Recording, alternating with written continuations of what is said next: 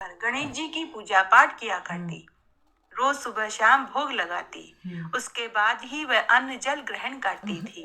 तब एक दिन गणेश भगवान बुढ़िया माई की पूजा और सेवा से प्रसन्न हो गए। एक रात्रि में स्वप्न में आकर बुढ़िया माई से बोले कि अरे बुढ़िया माई, मैं तेरी पूजा पाठ से प्रसन्न हुआ। मैं तुझे एक वरदान देना चाहता हूँ, तू मांग, तुझे क्या चाहिए। तब स्वप्न में ही बुढ़िया माई बोली कि हे गणेश जी भगवान, मुझे मांगना नहीं आता। तो गणेश जी भगवान बोले कि बुढ़िया माई, तू अपने बेटा बहू से पूछ ले, मैं कल दोबारा इसी समय आऊंगा। ऐसा कहकर गणेश भगवान अंतर्ध्यान हो गए।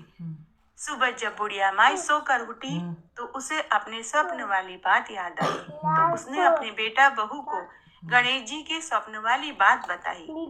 तो बेटा अपनी माँ से बोला कि माँ, तू तो धन मांग ले ताकि हमारी गरीबी दूर हो जाए। तो बहू बोली कि सासू माँ, आप तो पोता मांग लो ताकि मेरी गोद भर जाए और आपको भी पोते का मुंह देखने को मिल जाए। तब बुढ़िया माई मन ही मन सोचने लगी कि बेटा बहू तो दोनों अपने मतलब की बात कर रहे हैं। तब बुढ़िया शाम के समय घर के चबूतरे पर हमेशा की तरह आकर बैठ गई। उस समय वह बहुत उदास बैठी थी कि तभी उसकी पड़ोसन आई और पूछने लगी कि अरे बहन, आज तू उदास क्यों बैठी है।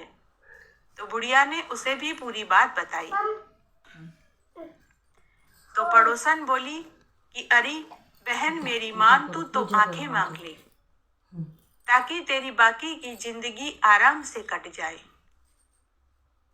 तेरे बेटा बहू तो खुद के मतलब की चीज मांग रहे हैं। ऐसा कहकर पड़ोसन चली गई। पड़ोसन के जाने के बाद बुढ़िया माई भी घर के भीतर आकर बैठ गई और मन ही मन सोचने लगी कि ऐसी क्या चीज मांगूं जिससे बेटा बहू भी राजी हो जाए और मुझे भी आंखें मिल जाए। बहुत कुछ सोचने के बाद बुढ़िया माई रात्रि में भोजन खाकर सो गई। अर्धरात्रि में फिर से गणेश जी भगवान बुढ़िया के स्वप्न में आए और पूछने लगे कि अरे बुढ़िया माई, सो रही है या जाग रही है। बुढ़िया माई, मांग, तुझे क्या चाहिए। तो बुढ़िया माई बोली कि हे गणेश जी भगवान, मैं सोने के कटोरे में पोते को दूध पीता हुआ देखना चाहती हूँ। यह सुनकर गणेश भगवान मुस्कुराते हुए बोले कि अरे बुढ़िया माई, तू तो कह रही थी कि तुझे मांगना नहीं आता, लेकिन तूने तो एक ही वरदान में अपने लिए, अपने बेटा बहू के लिए, सबके लिए मांग लिया। बुढ़िया माई, मैंने तुझे सब दिया। और तथास्तु का वरदान देकर गणेश भगवान अंतर्ध्यान हो गए। सुबह जब बुढ़िया माई सोकर उठी तो उसके आंखों की ज्योति आ गई।